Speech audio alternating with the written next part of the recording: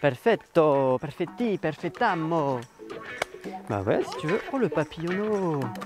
On va pouvoir aborder un petit peu tous les sujets perso. Sujet brûlant. Sujet brûlant. Salut les Green Movers. Hello à tout le monde. On est super heureux de vous retrouver aujourd'hui en pleine nature. Tout à fait, on va faire une balade avec vous. Voilà. Histoire de discuter un petit peu de choses et d'autres, un petit peu... De vous et nous. Un petit peu... Surtout de nous d'ailleurs.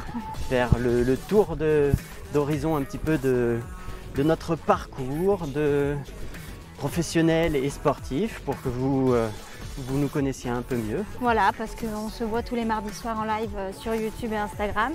On vous sort des vidéos très régulièrement. Malgré tout, vous ne nous connaissez pas tant que ça et on ne vous connaît pas tant que ça. Donc on s'est dit, tiens, pourquoi pas parler ensemble un petit peu au cours d'une vidéo. Tout à fait, donc je vous propose de commencer, puisque là, comme vous avez pu le constater, on est en pleine nature, on est entre nous, entre vous et nous. On va pouvoir aborder un petit peu tous les sujets perso les sujets brûlants. Sujets brûlants que l'on recèle. Donc on va parler dans une première partie de la vidéo de notre parcours professionnel et ensuite on parlera plus du parcours sportif, ce qui nous a amené à pratiquer le mouvement et Green Motion. Pourquoi Green que vous Motion? connaissez aujourd'hui. Voilà. Parce qu'on a fait une vidéo qu'est-ce que Green Motion, donc on vous la met juste ici si jamais vous ne l'avez pas vue. Et maintenant aussi, on va vous expliquer pourquoi. Qu'est-ce que le mouvement aussi, si vous n'avez aucune idée, allez voir la vidéo tout de suite. Vous y verrez Right plus now. clair. Oh là, ça montait, oh là là. Bon, Ok. Mélissa, je te laisse commencer. Raconte-nous brièvement ton parcours professionnel qui t'a amené à aujourd'hui être dans Green Motion. Tout à fait. Ok, moi je m'appelle Mélissa, bien entendu. J'ai 30 ans et ça fait 1 an et demi que j'ai quitté mon emploi pour me lancer dans cette aventure de Green Motion. Et comment j'en suis arrivée là, après mon bac, donc j'ai fait un bac S, j'ai débuté des études de diététique que j'ai arrêtées au bout de 2 ans par manque d'assiduité et de volonté. Et donc suite à ça, je ne savais pas vraiment quoi faire de ma vie. Donc j'ai voulu faire quelque chose, parce que j'aimais pas rien faire non plus, j'ai voulu faire quelque chose qui servait, par exemple, à apprendre l'anglais. Donc je suis partie 8 mois aux États-Unis, entrecoupée de pauses où je suis revenue en France. D'ailleurs, j'étais dans une famille américaine au Texas. Si vous passez par là, Jody et Steve, gros bisous. Et donc du coup, j'ai voulu repartir après aux États-Unis en tant que fille au pair. Et entre-temps, le temps de faire les papiers et tout, j'avais trouvé un petit boulot au cinéma pour les vacances de décembre. Et dans un cinéma, pardon, pour vendre des tickets et des pop-corn. Et je disais donc que j'avais pris ce job en attendant pour me faire un petit peu de sous avant de partir. Et finalement, mon visa en tant que fille au pair a été refusé par l'ambassade des États-Unis. Donc j'ai accepté un CDI qu'on m'avait proposé avant au cinéma et qui m'a permis de mettre un pied dedans. Ensuite, j'ai vu qu'il y avait rapidement des possibilités d'évolution. Donc j'ai demandé des renseignements, j'ai demandé des infos, etc. Il n'y avait pas besoin spécialement d'une formation particulière. J'étais dans un groupe qui mettait plus en avant, enfin qui mettait plus l'accent sur la formation au sein du groupe et puis sur puis le travail, l'investissement personnel, voilà, tout exactement. Ça. Et du coup, au bout de moins d'1 an, je suis partie justement en formation. Enfin, je suis restée dans mon cinéma, mais j'étais en formation en interne pendant quelques mois pour être assistante de direction. Et au bout de ces quelques mois, j'ai pris le poste d'assistante de direction que j'ai gardé pendant 4 ans quasiment. Après, j'ai évolué, je suis allée dans un autre cinéma, dans une autre ville, sur un poste de directrice adjointe, donc plus de responsabilités, mais aussi beaucoup plus de nouveautés, d'aventures excitantes, surtout que c'était dans un cinéma qui ouvrait ses portes, un cinéma tout neuf, donc autant vous dire que c'était une très belle aventure. Et après, j'ai évolué au poste de directrice là où nous sommes actuellement maintenant dans le sud de la France. Tu sais l'appel du Brame, on est Voilà. en forêt là. Sur ce poste où je suis restée 3 ans. Oui, 2 ans. Ouais, 2 ou 3, je 2 sais ans. plus. 2 ou 3 ans. Donc ouais, c'est des 2 ans. postes du coup à responsabilité où j'imagine que tu as de la pression déjà de faire tourner la boutique correctement, t'es la personne à qui on parle quand il y a un problème, t'es un peu la gérante vraiment, et puis la charge mentale associée du coup est assez importante, j'imagine. Tout à fait, c'est exactement une des raisons qui qui m'a poussée à partir, c'est parce que disons que le cinéma, comme n'importe quelle industrie du film, donc que ce soit les films sur les plateformes ou le contenu sur YouTube, etc., maintenant c'est quelque chose qui va très vite. C'est un petit peu Tout va trop vite, ça va trop fast vite. consommation, et c'était plus en adéquation avec, avec les valeurs que j'ai acquises au fur et à mesure du temps.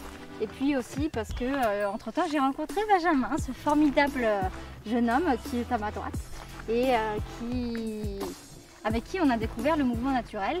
Et puis une idée a émergé, mais ça on y reviendra en fin de vidéo, ou en tout cas un petit peu plus tard. Donc voilà, toutes ces raisons ont fait que j'ai voulu quitter cet emploi, ce que j'ai fait il y a 1 an et demi. Et ça fait donc 1 an et demi que j'ai entamé ma reconversion. Donc je suis allée dans une formation avec Benjamin d'éducateur sportif que j'ai obtenue. Bravo, bravo. Voilà, je me suis formée en yoga, en pas mal de choses. On se renseigne beaucoup. Ouh là là! On se documente beaucoup avec Benjamin sur beaucoup de sujets attenant au corps. C'est ça, j'imagine que tu mêles la formation, on va dire, classique, où tu vas en classe, tu payes des gens pour t'apprendre des choses, mais en même temps tu donnes un point d'honneur à te former en autodidacte à côté pour étoffer tes savoirs, tes connaissances et ton esprit critique. Exactement, parce que Je vois. c'est vrai qu'en France il y a beaucoup de lois, beaucoup de choses qui font que, et c'est bien hein, pour certaines choses bien sûr, qui font que sans un papier vous ne pouvez pas faire telle ou telle chose. L'avantage que j'ai eu au cinéma par exemple, c'est que sans diplôme, j'ai pu acquérir un poste à haute responsabilité.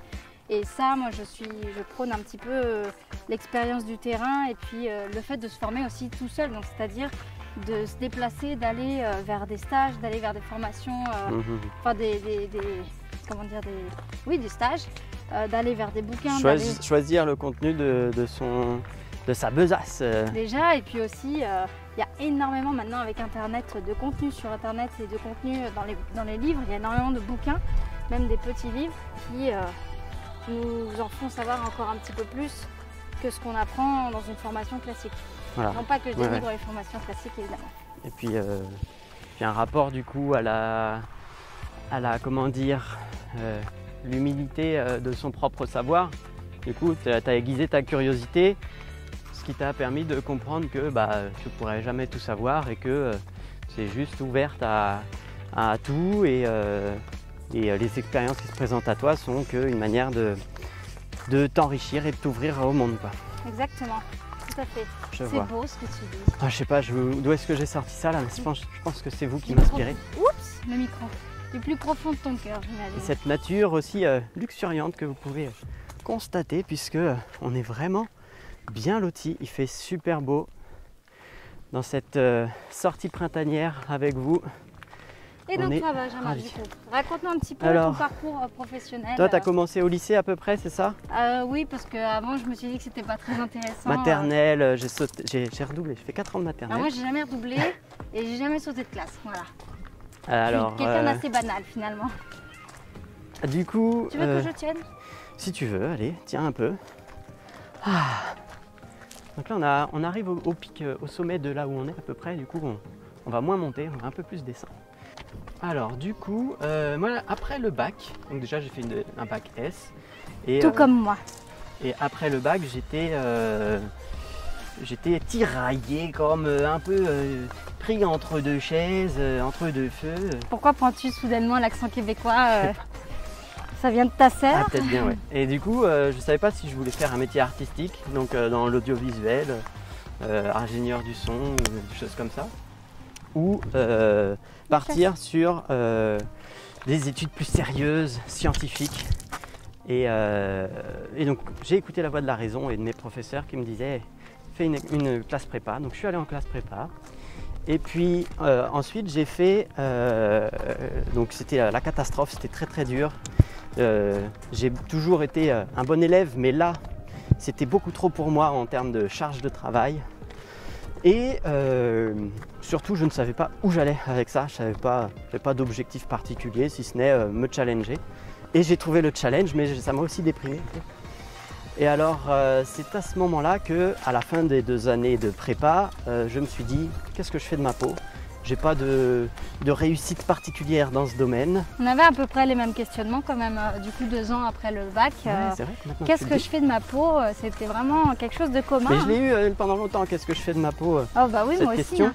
Pendant les 2 ans de diététique, j'avais quand même cette question en tête. Et puis même après être partie aux États-Unis, rien n'était fait pour moi sur mon avenir. Et du coup, je me demandais, avec toute la pression sociale qu'on nous met, il faut réussir, il faut avoir un job. Qu'est-ce que tu veux faire dans la vie, machin. Bah, moi aussi, si tu travailles à McDo, tu seras un raté, etc. Voilà. Et du coup, après mes 2 années là où je n'ai pas, donc après la classe de prépa, on a des concours à passer, et donc je les avais passés et réussi, mais sans fracas. Donc j'avais des opportunités d'aller dans des écoles d'ingénieurs, mais ça m'intéressait pas vraiment. Donc je me suis orienté vers ce qui me plaisait et ce qui était la branche annexe à ce que je faisais, c'était la physique. Donc, je suis allé en 3e année de fac de physique. Finalement, tu te posais les mêmes questions que moi, mais par contre, tu avais un petit goût quand même pour l'étude, que je n'avais pas du tout. Scientifique et puis envie de faire quelque chose dans la science. Je voulais peut-être être astronaute, chose comme ça. Genre Thomas Pesquet qui est parti aujourd'hui. Tout à fait. Aujourd'hui dans l'espace. On a regardé le décollage, un beau moment. Bref, tout ça pour dire que je suis atterri en université pour faire de la physique. Et donc là, j'ai fait licence master de physique fondamentale. Et j'étais super enthousiaste parce que ça me passionnait. Et j'ai eu l'opportunité de poursuivre en doctorat. Donc à l'université où j'étais, donc j'ai fait ça, mon doctorat en 4 années. Donc super expérience parce qu'on apprend énormément. On apprend à être rigoureux. On apprend à faire de la science et j'avais une équipe vraiment super. Donc après ces 4 années de doctorat, je me demandais qu'est-ce que je veux faire aussi après ces 4 années. En général, on continue avec des contrats de chercheurs juniors, des contrats qu'on appelle post-doctoraux pour faire de la recherche un peu partout en Europe ou dans le monde. All around the world. Et donc j'avais cette opportunité-là dans le but d'être enseignant-chercheur en université, mais c'est un peu un parcours du combattant parce qu'il y a beaucoup de candidats, très peu de postes. Et puis parce que, on peut le dire, je pense qu'après 8 années d'études, c'était quand même… un peu envie de se poser. Et puis aussi, c'est difficile parce que sur ce genre de poste, c'est pas toujours très bien payé, quoi. Oui, en plus de ça, oui, voilà, quand on reste dans le public, c'est pas pour l'argent qu'on va le faire. Donc voilà. Il y avait ce côté, j'ai envie de me poser, et puis la science, ça m'intéresse, mais ça ne me fait pas vibrer non plus. Eh bien, je me suis dit, c'était à ce moment-là aussi que Mélissa avait pour projet d'arrêter de travailler dans un poste de direction pour se lancer dans une création commune, un projet qu'on avait de créer quelque chose. Et c'est à ce moment-là, du coup, qu'on a pensé à Green Motion. Autour du sport, donc notre passion, parce que à côté de nos métiers respectifs, on était des fervents pratiquants de sport depuis longtemps. Et du coup, nous permet d'introduire la deuxième partie de la vidéo. Tu peux continuer si tu veux. Je te laisse partir sur la deuxième partie pour. Ok. Donc moi du coup, j'ai toujours fait du sport, mais des sports divers et variés, principalement en club. Depuis que je suis tout petite, je faisais de la danse. J'ai fait aussi à mes heures perdues, enfin souvent, mais en loisir avec ma famille, du badminton, du basket. J'ai fait pas mal de courses à pied. Et puis en fait, à 18 ans, je me suis inscrite en salle de sport Et quand j'ai découvert la salle de sport, je faisais un petit peu de tout, donc du plateau de muscu, des cours collectifs. Et dans la salle où j'étais, il y avait également une piscine et un espace détente avec sauna hammam. Et je passais 2h30 peut-être à la salle de sport, entre peut-être, je sais pas, un temps en plateau de muscu, un temps dans les cours. Après, je nageais un peu dans la piscine et après, je me détendais au hammam. C'était un bon programme. Ah ouais, c'était du bon programme. Tu faisais, à cette époque-là, tu faisais à peu près de combien d'heures de sport par semaine, grosso modo? Ouais, alors ce sera grosso modo parce que je ne sais pas exactement. Mais du coup, je dirais, j'y allais en gros. Alors, dans les 2 heures, il y avait quand même du coup le hammam et la piscine. Bon, c'est pas que. Je dis pas du tout que la piscine c'est pas un sport, je dis juste que moi j'y allais. Tu le faisais pas en mode sport? Voilà, je tapais quelques brasses. Oh là là, le beau papillon! Oh, le papillard! Je tapais quelques brasses avant de partir dans le hammam, histoire de me détendre un petit peu, de relâcher un peu les muscles. Et donc je dirais que j'y passais, allez, on va dire entre 5 et 10 heures par semaine, je pense. Et puis après j'ai continué, j'ai changé de salle, j'ai continué et le plateau de muscu et les cours collectifs. D'ailleurs, il y avait dans mon autre salle les complexes Les Smith, le concept, me disant je vais pas y arriver, le concept Les Smiths et avec tout ce qui va avec, donc le body balance, body attack, body combat, body shake. Non. Ah non, il n'y a pas de body shake. Ça je faisais plutôt à la maison toute seule. Ah oui, et puis en boîte un peu. En boîte de nuit, je voulais pas le dire mais bon voilà. J'ai spoilé une partie importante de ta vie aussi. Oui, parce que comme sport aussi, je pratiquais énormément de danse on the dance floor. Sur la piste. Every Saturday night.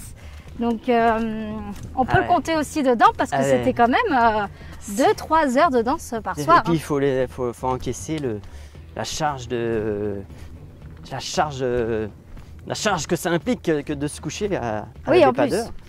Voilà, et puis et du coup, entre-temps, j'ai repris la gymnastique en club, mais il n'y a pas très longtemps en fait, quand je suis arrivée dans le sud. J'ai continué de courir et d'aller dans la salle de sport. Et c'est il y a 2 ans que j'ai arrêté la salle de sport pour me consacrer au mouvement naturel. Ok, du coup, après ta découverte du mouvement naturel, que s'est-il passé? Comment as-tu pratiqué le sport? Eh bien là, je vais m'arrêter ici. On va passer à l'expérience de Benjamin et on reviendra dessus juste après. Ok. Voilà. Alors, mon expérience avec le sport.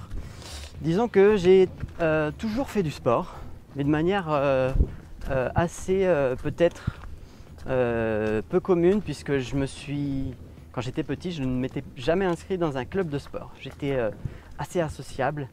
Mes parents, mon père qui est un grand sportif, était un peu désespéré de voir que c'était pas possible de m'inscrire. J'avais essayé de faire de l'escrime, du judo, du tennis. Je faisais la première séance et je passais jamais à la deuxième. Ah ouais, par peur des autres.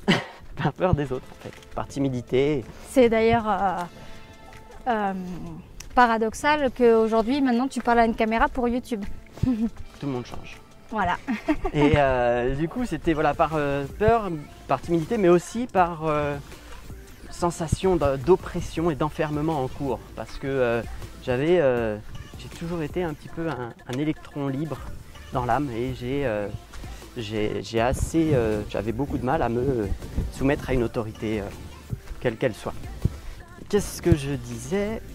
Oui, donc. Tu disais que tu étais un électron libre. Oui. C'est un comble pour quelqu'un qui est en physique. Oh là là, franchement, tu nous en trouves des belles là, Mélissa. Tout ça pour dire que je faisais du sport, mais à la manière d'un enfant, c'est-à-dire, oui, je courais dans mon jardin, je faisais des galipettes, j'étais en récré, j'étais jamais le dernier pour faire taper la balle, pour faire du foot, pour faire plein de choses, la bagarre et tout. Et ce n'est que aux alentours de mes 10-15 ans que j'ai commencé à courir, comme Forrest Gump. J'ai commencé à courir une fois par semaine Et depuis, je ne me suis jamais arrêté. Je cours toujours une fois par semaine. C'est jamais arrêté. Maintenant, il continue de courir avec la barbe.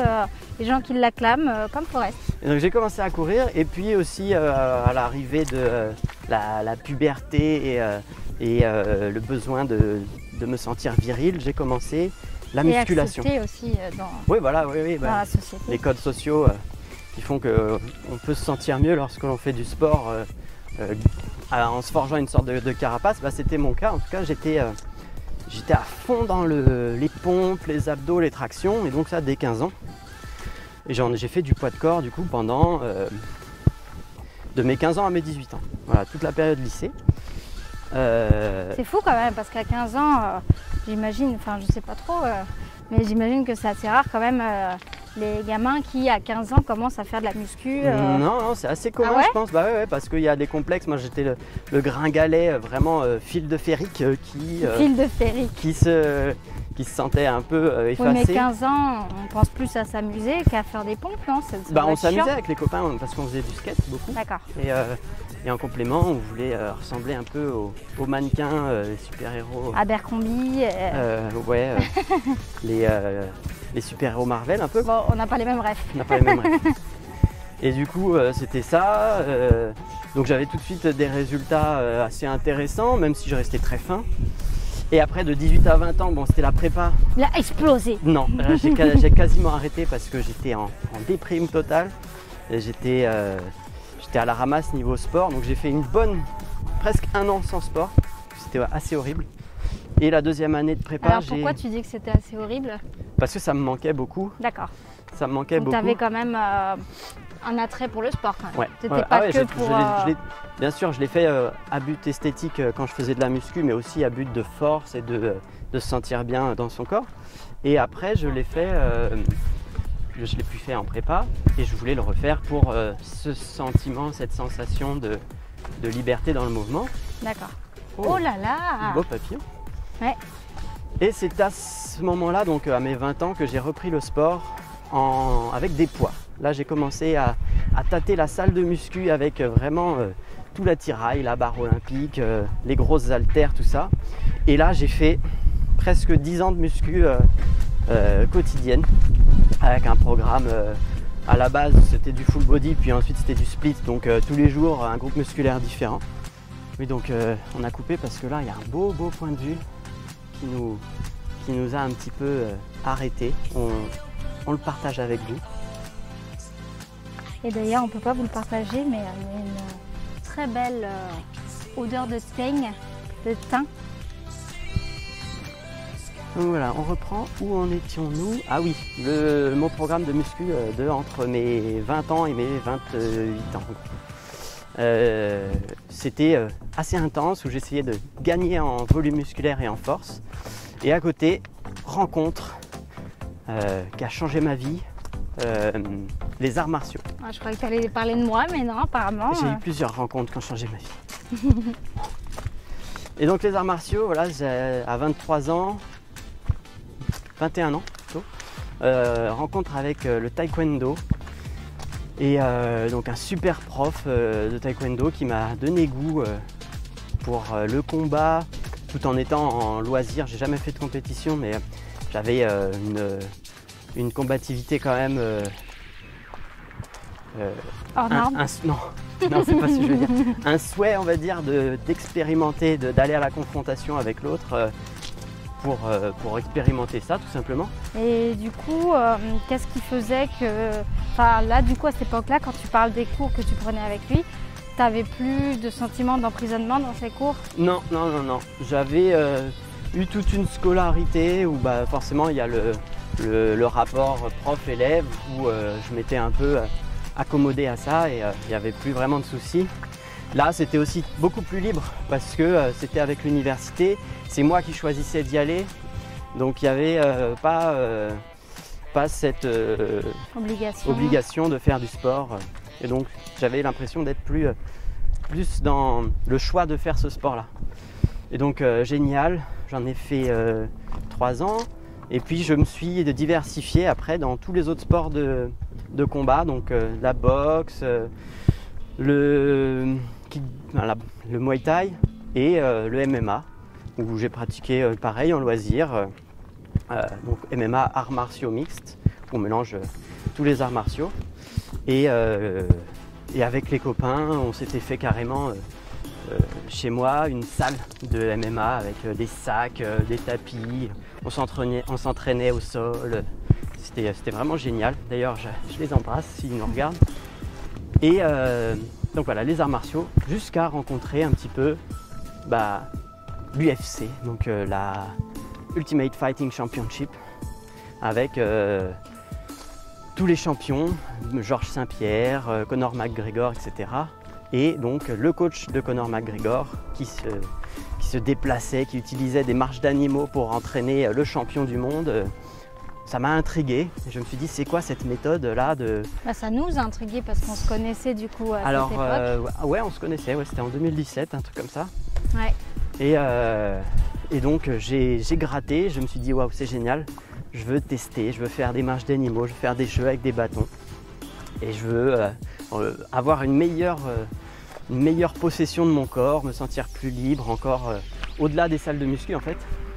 Voilà, parce que Ido Portal, l'entraîneur de Conor McGregor, a été popularisé grâce à un match en particulier, un combat plutôt, c'est ça, ouais, que Conor a fait et dans lequel il a fait un KO en 3 secondes. En 12 ou 13 secondes voilà. Là, contre José Aldo, un super champion, et donc ça a fait un fracas et du coup ça a mis en lumière Ido Portal et sa méthode israélienne. Toujours quand on parle des méthodes israéliennes, on est intrigué, comme le Krav Maga, des choses comme ça. Et là c'était le cas pour le mouvement. Ah, on a perdu. On a perdu là, on a fait un 360. Et donc voilà, notre rencontre avec le mouvement naturel, c'était ça. Et la pratique, petit à petit, on s'est mis à faire de la gymnastique, du jonglage. Oh, ça refait un autre tour. Ça, c'est pas cool.